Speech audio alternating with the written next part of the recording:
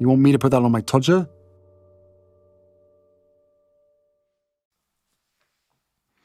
This One's Wife. What a Klingon. You'll be familiar with the Klingons, an alien race in Star Trek, but I'm not talking about them. Nor am I talking about the tagnut that you might experience post a defecation scenario, although, of course, defecation and a tagnut would be, in a way, applicable to Omid Scobie. No, the reference is as to the fact that this odious, strange-looking individual, who, of course, we all know as the improbably named Plastic Face Lick Spittle Weasley individual that is the lieutenant of This One's Wife, Omid Scobie, is just an absolute Klingon. He's somebody that hangs on to other people. He's parasitic in his behaviours. He once wrote for Heat magazine and then started to change his appearance. Now, he basically is there as the mouthpiece of the Sussexes, albeit he repeatedly lies about that, suggesting that he's not one. It shows and gives you further insight into the nature of this creature that he claims that he used to go clubbing with Prince William and Kate. Yes.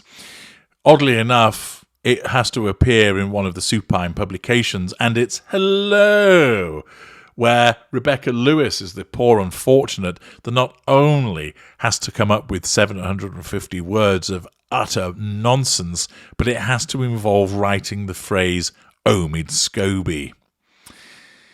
Bell Endgame author Omid Scobie claims he used to go clubbing with Prince William and Kate. Yes, this is the type of individual that only gains relevance by the people that he's around and who he writes about, as opposed to who he actually is himself. But wait until we learn about the nature of this involvement. Bell Endgame author Omid Scobie has revealed that he used to go clubbing with Prince William and Prince Harry, and that their friendship groups often crossed over.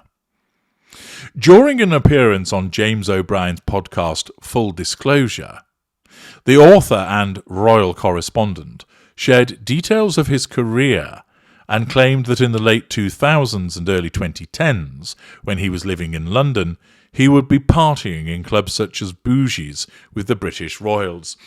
Now, given the fact that this man has lied about his age, lied about travelling on private jets, lied repeatedly on behalf of his handler and mistress, and also, of course, has misled people with regard to the issue of his cosmetic surgery, we would take with a rather large pinch of salt, is it the case that he has actually attended such places? He drones, "I was very much into clubbing and partying, just in my own private life with my friends. But it really crossed over with the royals, because you'd go to a club and Prince Harry was there, Kate was there, William was there. And I remember it was very annoying, because whenever they'd come in, the VIP room would be like shut off," he told the podcast.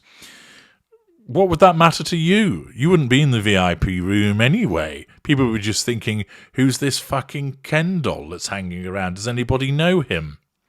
But despite it being annoying, Omid added that it ended up being beneficial, because he ended up making friends in common, and there was some crossover that helped with his role as a journalist. Omid Scobie doesn't have friends, he just has people that he utilises. Later in the interview, as he discussed news gathering, James referenced his sources as being the people you had been friends with in the Bougie's days, to which Omid replied, "Yes, people and club promoters who are also friends with royal families, or on This One's Wife's side, people you had worked with on another project and were now on Suits." Bougie's was a trendy London club in South Kensington that was hugely popular with the young royals in the early 2000s before it closed. A young Kate Middleton and Prince William often made an appearance during the early years of their relationship, along with friends Guy Pelly and Holly Branson, but it was closed in 2014. Other major hot spots included the Bath House, a favourite of Prince Harry's, and according to The Sun, the club's owner, Tava O'Halloran, frequently saw the Duke of Sussex, who was a perfect gentleman, the ideal guest. I wonder what happened to that perfect gentleman. Ah, yes, he met a spider.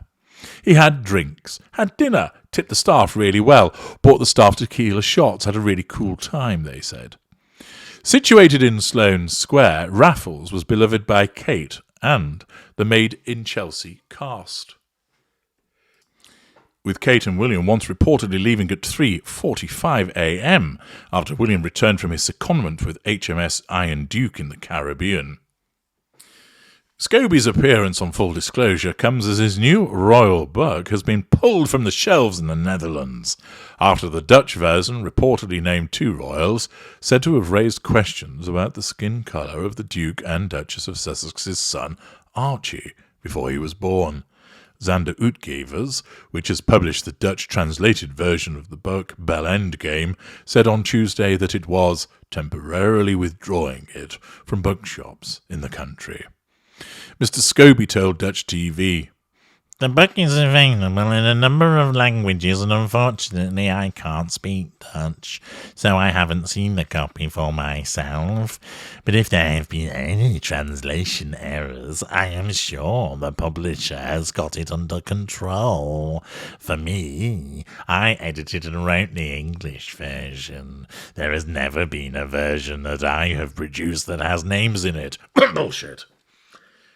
There we have a neat summation of Omid Scobie, that he claims he used to go clubbing with Prince William and Kate, but in actuality he didn't. He just happened, apparently, to be in the same place that they were in. It shows how this weird-looking individual has made his living hanging around, picking up scraps from the table, and then, as has been mentioned previously, pestering other serious journalists to name their sources, so that now he's made some kind of money as a consequence of being the mouthpiece for the Sussexes. But he's just a Klingon that has to benefit off the abilities and fame of other individuals.